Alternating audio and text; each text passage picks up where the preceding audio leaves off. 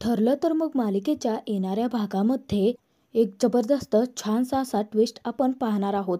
कारण आपण ज्या क्षणांची वाट पाहत होतो, अखेर तो क्षण आलेला आहे. सायलीची स्मृती आता परत येणार आहे. सायलीला तिचा सगळा भूतकाळ आठवणार आहे. आणि हे सगळं घडणार आहे प्रियाने केलेल्या एका चुकीमुळे. प्रिया स्वतःचा आता सायलीला ढकलून देत स्वतःच्या पायावरती कुऱ्हाड मारून घेणार आहे. व सायलीला तिथे आता स्वतःचे आई-वडील, त्याचबरोबर तिचं अख्खं कुटुंब परत मिळणार आहे. परंतु सायलीची स्मृती आता परत कशी येणार आणि सायली तिचा सगळा भूतकाळ जेव्हा सुभेदारांना सांगणार, त्यावेळी नक्की पुढे काय होणार हे आपण या व्हिडिओमध्ये पाहणार आहोत. तर व्हिडिओ शेवटपर्यंत नक्की पहा. सुभेदारांच्या घरामध्ये सायलीने एक नाही तर अनेक चमत्कार घडवून आणलेले असतात. प्रतिमाला परत आणल्यानंतर तर अख्ख्या सुभेदारांचा तिने विश्वास जिंकलेला असतो. आणि हे सगळं काही आता प्रियाला पाहवतच नसतं. तर रक्षाबंधनाच्या दिवशी तर खूप मोठा चमत्कार सायलीने केलेला असतो. इतक्या वर्षानंतर प्रतिमाने पहिल्यांदा प्रतापच्या हातावरती राखी बांधलेली असते. सगळ्यांनीच आता सायलीचा उदो करायला सुरुवात केलेली असते. वरती कौतुकाचा वर्षावच चालू असतो. आणि यामुळे प्रियाचा सायलीच्या बाबतीतला जळफळाट आणखीनच वाढलेला असतो. तर त्यानंतर आता प्रिया स्वतःची एक चांगलीपणाची इमेज सर्वांच्या समोर निर्माण करण्यासाठी प्रतिमाच्या खोलीत जाते आणि प्रतिमाला सांगायला लागते की आई, अगं तू माझ्याकडे का लक्ष देत नाहीयेस? सतत त्या सायलीचं का ऐकतेस? मी तर तुझी मुलगी आहे ना? बरं तुला आठवत नाहीये का? हे बघ, माझ्या गळ्यात एक लॉकेट आहे, जे की मला पूर्णाजीने लहानपणी अर्जुनच्या वाढदिवसा दिवशी दिलं होतं. तुझ्या लक्षात आहे ना? बघ ना हे लॉकेट. अगं बघ ना, बोल ना माझ्याशी. असं म्हणून आता ती प्रतिमाला जबरदस्तीच करायला लागते. ती इतक्यातच तिथे सायली येते. सायली जेव्हा तिथे प्रियाला पाहते, तर प्रिया प्रतिमाला जबरदस्ती करत असते, फोर्स करत असते आठवण्यासाठी. आणि जर आता प्रतिमाने तसा काही प्रयत्न केला, तिने जर आठवण्याचा प्रयत्न केला, तर तिच्या मेंदूवरती ताण येण्याची खूप शक्यता असते.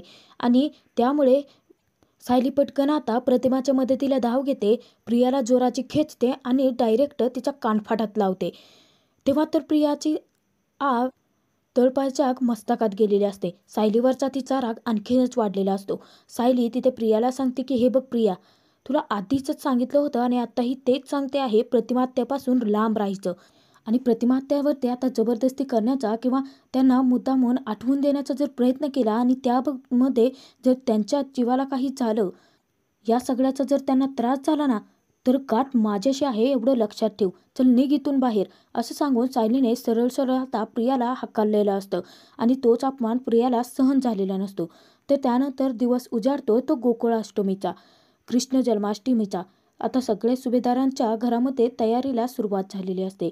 पूर्णाची आता प्रतिमाच्या सगळ्या जुन्या आठवणी सांगते की प्रतिमाला श्रीकृष्णासाठी प्रतिमाचे किती पाळणे पाठ असायचे. प्रतिमा श्रीकृष्णासाठी किती अनेक पाळणे गायची, त्यानंतर अख्खी रात्र ती जागवायची, तिची साजरी संगीत केलेली पूजा, हे सगळं काही पूर्ण आजीने सायलीला सांगितलेलं असतं. तर ती तयारी चालू असताना प्रिया तिथे आता सायलीला वरती अर्जुनच्या रूमकडे जाताना दिसते. इतक्यातच सायली प्रियाला हाक मारते आणि थांबवते. सायली प्रियाजवळ येते आणि तिला विचारते की कुठे चालली आहेस? तेव्हा प्रिया सांगते की कुठे म्हणजे? अर्जुनच्या रूममध्ये. तेव्हा आता सायली सांगते, सायली आता खूप चिडते आणि प्रियाला सांगते की तुला सांगितलं होतं ना की ती रूम माझी आहे आणि माझ्या परवानगीशिवाय तिथे जायचं नाही. तेव्हा आता प्रिया सायलीला म्हणते की तुझी रूम म्हणजे? ती रूम अर्जुनची सुद्धा आहे आणि अर्जुनने स्वतः मला सांगितलं होतं की मी कधीही त्या रूममध्ये येऊ जाऊ शकते, त्यामुळे मला तुझ्या परवानगीची गरज नाही आहे. तेव्हा आता तिथे सायली सांगते की हे बघ प्रिया, तू ना खूप जास्त नाटकं करायला लागले आहेस. वेळच्या वेळी तुझे हे जे सगळे डावपेच आहेत ना, ते थांबव. तुला काय वाटतं गं की तुला सगळं कळतं आणि बाकीचे सगळे मूर्ख आहेत का? हे बघ, आज ना गोकुळाष्टमी घरात साजरी करायची आहे आणि सणाच्या दिवशी मला तमाशा नको आहे, त्यामुळे मी तुला वेळीच सावध करते आहे. मला आता जर तू वाईट वागायला भाग पाडलंस ना, तर बघ मग. तेव्हा आता तिथे प्रिया सायलीलाच उलट बोलायला लागते की काय करणार आहेस तू? सांग ना काय करणार आहेस? मी तुला साधी किंमतही देत नाही. तुला कोण खातं गं? सगळेजण पूर्णाजी वगैरे हे सगळं तू माझ्या आईचं जेवढं काही करते आहेस ना, म्हणून सगळेजण कौतुक करत आहेत. नाहीतर तुझी या घरात किंमतच नाही आहे. आणि अर्जुनने स्वतःहून मला इथे येण्याची परवानगी दिली होती, त्यामुळे तुझी परवानगी घेत बसायला मी मूर्ख नाही आहे. असं सांगून प्रिया जायला निघते. सायली इतक्यात आता प्रियाला सांगते की थांब, सांगते प्रिया, तुला एकदा सांगितलेलं कळत नाहीये का? तेव्हा प्रिया काही न ऐकून घेता तशीच वरती तरातरा निघून जाणार. सायली तिला अडवण्याचा प्रयत्न करते. इतक्यातच प्रिया आता जोराची सायलीला धक्का देते. तेव्हा सायली खालती पायऱ्यावरून आता जोराची पडलेली असते. प्रिया आता खूप घाबरते. सायली जेव्हा गरगळत खाली आलेली असते तेव्हा प्रियाचे धाबेदार आणतात. प्रियाला घाम फुटतो आणि प्रिया पटकन आता कल्पनाच्या रूममध्ये जाऊन लपते. तर अर्जुन आता जेव्हा खालती आलेला असतो पाहतो तर सायली पायऱ्यावरून खाली पडलेली असते. सायलीला आता खालती पडलेलं पाहताच अर्जुनच्या काळजाचा ठोकाच चुकतो. अर्जुन आता जोराचा सायली अशी हाक मारतो आणि पळत सुटतो सायलीला वाचवण्यासाठी. तेव्हा आता सगळ्यांच्या कानी ती हाक पोहोचलेली असते. अचानकपणे अर्जुन एवढ्या जोराच्या सायलीला का हाका मारतो आहे असा विचार करून सगळेजण तिथे पळत येतात.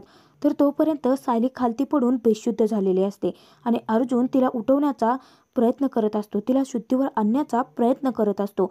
इतक्यातच तिथे आता घरातले सगळेच जण आलेले असतात. तेव्हा ते विचारतात की काय झालं आहे अर्जुन? अर्जुन तिथे सांगतो की माहीत नाही मॉम, मी जेव्हा बाहेर आलो मला आवाज आला होता सायलीचा जोराची चिरकल्याचा आणि त्यानंतर मी जेव्हा खालती आलो पाहतो तर सायली पायऱ्यावरून खालती कोसळत होती आणि मी आलो तर सायली बेशुद्ध आहे. मॉम, सायलीला काही होणार तर नाही आहे ना? तेव्हा आता कल्पना, प्रताप अर्जुनला धीर देतात. अर्जुनला सांगतात की हे बघ अर्जुन, तू काळजी नको करू. अरे अश्विन आहे ना, अश्विन बघेल सायलीला आणि सायलीला आपल्या काहीच नाही होणार आहे. त्यानंतर अर्जुन, अश्विन, प्रताप सगळेजण उचलून आता सायलीला त्यांच्या रूममध्ये घेऊन येतात. तेव्हा अश्विन तिथे आता सायलीला चेक करत असतो. सगळ्यांचेच आता धाबे दणालेले असतात. तर इकडे प्रियाची मात्र चांगलीच भंबेरी उडालेली असते. प्रिया खूप घाबरलेली असते. ती विचार करायला लागते की आता मी मेले. त्या सायलीने शुद्धीवर आल्यानंतर सगळ्यांना जर सगळा घडला प्रसंग सांगितला तर ते सुभेदार मला सोडणार नाहीत. सगळ्यात आधी तर तो अर्जुन सगळ्यात जास्त माझ्यावरती तिरस्कार करेल. एकतर त्या अर्जुनला मी माझ्या प्रेमाच्या जाळ्यात अडकवायला पाहत होते, परंतु या सायलीने सगळा मूर्खपणा करून ठेवला. तर तिथे अश्विने आता चेक केलेलं असतं. तेव्हा आता अर्जुन रडत असतो, कल्पनाही खूप रडत असते. प्रताप त्या दोघांनाही सांगत असतो की काळजी करू नका. पूर्णाही, अगं काळजी करू नको, सायलीला आपल्या काहीच नाही होणार आहे. तेव्हा अश्विनीही धीर देत त्यांना सांगतो की दादा, मॉम, तुम्ही नका काळजी करू. अरे वहिनीला कदाचित चक्कर आले असेल आणि त्याचमुळे ती खालती पडली असावी. तेव्हा आता कल्पना सांगते की हो अश्विन, आज तिचा गोकुळाष्टमीचा उपवासही होता ना, मला वाटतं की कदाचित सायलीने जेवण केलं नसल्यामुळे. तेव्हा आता अश्विन सांगतो की एक्झॅक्टली मॉम, कदाचित तेच घडलं असेल, परंतु त्यांचा गैरसमज झालेला असतो कारण तिथे प्रियाने त्याला धक्का दिलेला असतो. अश्विन तिथे आता इंजेक्शन देतो आणि अर्जुनला सांगतो की हे बघ दादा, थोडा वेळाने वहिनी नक्की शुद्धीवरती येईल. आता खूप वेळ झाला तरीही सायली शुद्धीवर येत नाही म्हटल्यानंतर अर्जुन आता खूप रडायला लागतो. तर अर्जुनला आता कल्पना, प्रताप धीर देतात. तेव्हा अर्जुन सांगतो की नाही, मला असं वाटतं की आपण सायलीला पटकन हॉस्पिटलमध्ये हलवायला हवं आहे. मी रिस्क नाही घेऊ शकत मॉम. तेव्हा आता अश्विन सांगतो की दादा, अरे शांत राहा ना तू, काहीच नाही होणार आहे वहिनीला आणि मला जर तसं काही वाटलं तर आपण पटकन घेऊन जाऊयात हॉस्पिटलमध्ये. दादा, माझ्यावरती विश्वास ठेव. अरे वहिनीला डोक्याला जबरदस्त मार लागला आहे आणि त्याचमुळे ती बेशुद्ध आहे, येईल ती शुद्धीवरती. परंतु अर्जुनला सायलीची काळजी खूप वाटायला लागलेली असते. ही बातमी आता प्रतिमाच्या कानावरती पोहोचते की सायली बेशुद्ध आहे. सगळेजण वाट बघून आता थकलेले असतात. अखेर तिथे आता अर्जुन म्हणतो की नाही अश्विन, मी तुझं नाही ऐकू शकत, आपण पटकन आता सायलीला हॉस्पिटलमध्ये घेऊन जाऊयात. इतक्यात आता प्रतिमा येते. प्रतिमा येता क्षणी आता सर्वच जण बाजूला होतात. प्रतिमा जेव्हा सायलीला पाहते तिच्या डोळ्यातून अश्रू व्हायला लागतात.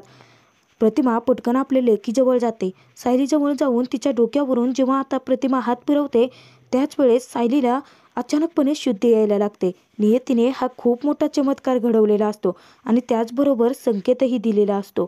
सायली जेव्हा शुद्धीवर येते तेव्हा प्रतिमा तिला घट्ट मिठी मारते आणि सायलीला आता प्रतिमाला घट्ट मिठी मारतात तिचा सगळा भूतकाळ झटकन तिच्या नजरेसमोर येतो. तिच्या नजरेसमोर आल्यानंतर सायलीच्या कानी अचानकपणे ते आवाज पडायला लागलेले असतात. सायलीला आता स्पष्टपणे तिच्या नजरेसमोर दिसायला लागलेलं असतं की ती आणि अर्जुन दोघी आता लहानपणीचे तन्वी अर्जुन खेळत आहेत, बागडत आहेत. अर्जुनला सायलीची फुले घेऊन त्याच्या पाठीमागे पळत आहे, त्याला घाबरवत आहे. त्यानंतर तिला आठवतो तो अर्जुनच्या वाढदिवसाचा प्रसंग की ज्यावेळी ते रविराज, प्रतिमा तिघेही जात असता त्यांचा ॲक्सिडेंट झाला होता. रविराज प्रतिमा बेशुद्ध होते आणि सायली उठून आता रडतच मंदिरात गेली होती. तिथे सायलीला मधुभाऊ भेटले आणि एक एक करून हे सगळे प्रसंग सायलीच्या नजरेसमोर येतात. सायलीला कळत नसतं की तिच्यासोबत नक्की काय घडतं आहे. सायलीला एवढं लक्षात आलेलं असतं की तीच खरी तन्वी आहे. रविराज प्रतिमा हे तिचे खरे आईबाबा आहेत. सायली खूप खुश झालेली असते आपल्या माणसांना पाहून. सायली मनोमनात विचार करते की देवी आई, खरंच तुझे अगाध लीला आहे. कारण सायलीला तिचा सगळा भूतकाळ आठवलेला असतो. प्रतिमा रविराज तिचे आई वडील आहेत हे लक्षात येतात सायली आनंदाने वेडीपिशी झालेली असते. परंतु सायलीने तसं जर आता चेहऱ्यावरती दाखवलं आणि सायलीने जरी आता तीच तन्वी आहे हे जरी सगळ्यांना सांगण्याचा प्रयत्न केला तरी ते सगळे विश्वास ठेवतील का, असा सायलीला प्रश्न पडलेला असतो. सायलीच्या हे लक्षात येत नसतं की तिच्या पायावरती तुळशीपत्राची खूण आहे, जी की तीच खरी तन्वी आहे हे सर्वांना दाखवून देऊ शकते. आणि ही गोष्ट लक्षात न आल्याने सायली आता कोणाला काहीही न सांगता सगळ्यात आधी तीच खरी तन्वी आहे याचे पुरावे शोधायचे आणि मग सगळ्यांना आनंदाचा धक्का द्यायचा असा विचार करते. कल्पना रडतच तिथे अर्जुन आता विचारतात की सायली, अचानक तू खालती कशी काय पडली? अगं तुला चक्कर आली होती का? काय घडलं होतं नेमकं? तेव्हा अर्जुन सांगतो की सायली, खरंच सांग, तू कशी पडली? मी जेव्हा तिथे बाहेर आलो होतो त्याच वेळेस तू मला खालती बेशुद्ध पडलेली दिसली. मला ना खरंच खूप घाबरलो होतो मी. तुला काही झालं असतं तर?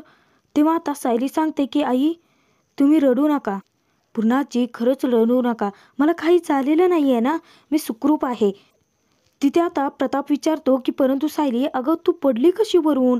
तुला चक्कर आली होती का? याची उत्तरच देत नाही आहेत तू. तेव्हा आता सायली तिथे विचारते की प्रिया कुठे आहे? तेव्हा सगळेजण विचारतात की तन्वीकडे काय काम आहे तुझं? तुमच्यामध्ये काही? तेव्हा आता सायली सांगते की हो आई, प्रिया आमच्या रूममध्ये यायला निघाली होती तेव्हा मी तिला अडवलं होतं आणि नकळतपणे प्रियाने मला तिथे जोराचा धक्का दिला आणि त्यानंतर मी खालती पडले आणि पायऱ्या असल्यामुळे मी तसेच खालती कोसळले आणि त्यानंतर मला पुढचं काही आठवत नाही आहे. तेव्हा आता अर्जुन खूप चिडलेला असतो.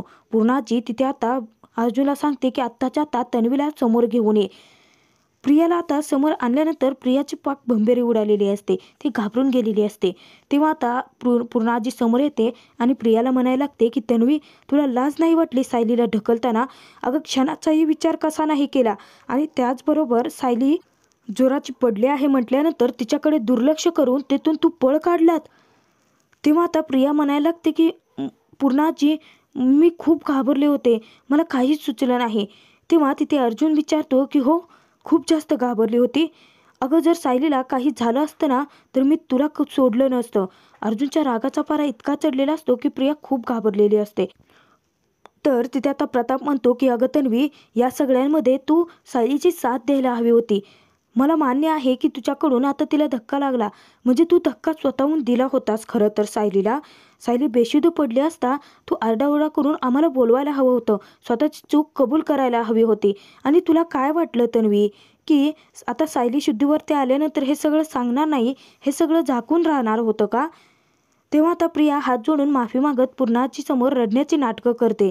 तेव्हा कल्पना तिथे प्रियाला सांगते की तन्वी, एक गोष्ट लक्षात ठेवा, आतापर्यंत आम्ही तुझ्या खूप चुका पोटात घातल्या आहेत, परंतु आमच्या सायलीला जर काही झालं असतं ना तर आम्ही कधीच तुला माफ केलं नसतं, कधीच नाही.